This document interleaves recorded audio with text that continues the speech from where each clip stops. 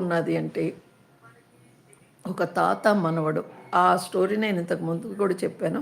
ఇంకోసారి ఇక్కడ ఇందులోని చెప్పాలని అనుకుంటున్నాను. ఒక తాతను మనవడు ఒక కొండ మీద ఉంటున్నారు. తాత ఏంటంటే ఆ కొండ మీద చిన్న హట్ లాగా వేసుకొని హీ ఈజ్ లీడింగ్ హ్యాపీగా ఆయన ప్రపంచంలోనే ఒక భగవద్గీత చదువుకుంటూ ఒక పూజ చేసుకుంటూ ఆయనకు కావలసిన వంట వండుకుంటూ అట్లాగా ఆయన బ్రతుకుతున్నారు. ఆయనకి మనవడు ఉన్నాడు. వాడికి తాతగారంటే చాలా ఇష్టం. ఎంత ఇష్టం అంటే తాత ఏం చేస్తే దాన్ని వాడు కాపీ కొడుతూ ఉంటాడనమాట. తాతగారికి రోజు భగవద్గీత చదివే అలవాటు ఉన్నది.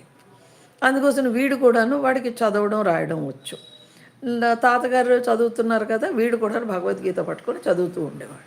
కొద్ది రోజులు అయిన తర్వాత, తాత నువ్వు అలాగ చదువుతున్నావు, నీ గురించి నేను కూడా చదువుతున్నాను, కానీ నాకు ఏమీ అర్థం అవట్లేదు, బోర్ కొడుతుంది అని అంటే, సరే నీ పక్కని బొగ్గులు వేసుకుని ఒక బుట్ట లాంటిది ఉంటే, ఒరే నువ్వు కిందకి వెళ్ళి వాటర్ తీసుకొని రా అని చెప్పారు తాత.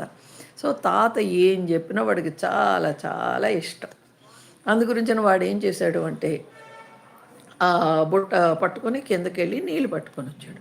బుట్ట ఏంటంటే చిన్న చిన్న హోల్స్ ఉంటాయి కదా దానికి, ఇలా పెట్టుకున్నాడు. అది ఏమన్నా ఉప్పులు పప్పులు కూరలు ఇర్లు అలా వేసుకోవడానికి ఉండే బుట్ట కానీ బొగ్గులు కానీ ఇలాంటివి వేసుకునే బుట్ట కానీ నీళ్లు పట్టుకోవడానికి వీలైనటువంటి బుట్ట కాదు అది. వాడు కింద సరే ముందుకు వెళ్ళాడు, ఇలా పట్టుకొని కాస్త దూరం రాగానే నీళ్ళన్నీ పోయాయి. మళ్ళీ వెళ్ళాడు, మళ్ళీ తీసుకొని వచ్చాడు, ఇంకొంచెం దూరం వెళ్ళాడు, మళ్ళీ నీళ్ళు పోయాయి. ఇలా కాదని మళ్ళీ పట్టుకొని పరిగెట్టుకున్నాడు, ఇంకొంచెం దూరం వెళ్ళేటప్పటికి నీళ్ళు పోయాయి. అలాగే ఎన్నిసార్లు చేసినా నీళ్ళు అందులో ఉండటం లేదు. వాడికి కోపం వచ్చింది.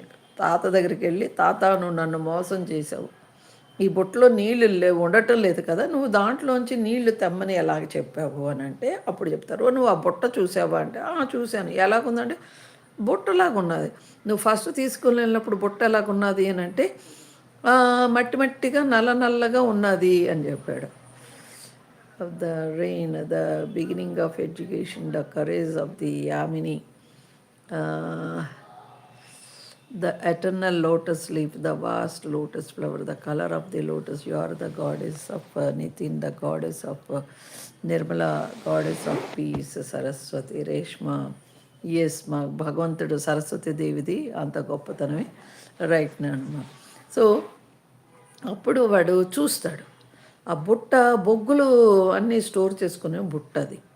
అదంతా చూసిన తర్వాత వీడు ఇన్నిసార్లు వెళ్ళి ఇక్కడికి వచ్చేటప్పటికి ఆ బుట్ట ఏంటంటే తెల్లగా అయిపోయింది, దానిలో ఉన్న మట్టి అంతా పోయింది.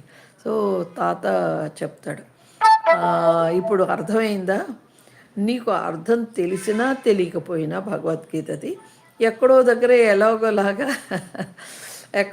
ఎలాగోలాగా నీకు దాని యొక్క ఎఫెక్ట్ నీ బాడీలో ఉంటుంది అని. So it is not like that